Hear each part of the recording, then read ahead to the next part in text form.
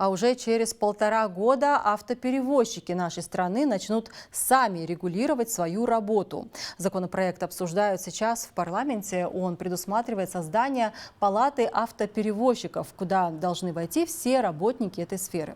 Они же будут разрабатывать для себя правила и меры безопасности. Речь, к слову, как о международных, так и о внутренних перевозках. Не останутся в стороне и водители такси. Правда, по последним сроки реализации пока размытые, потому что большинство из них предпочитает работать неофициально, следовательно, и контролировать их практически невозможно. В целом, что касается межобластных и межгородских, полагаю, что в течение 6 месяцев они обязательно должны быть участниками СРО, и в течение года обработаем, это будет 1,5 года.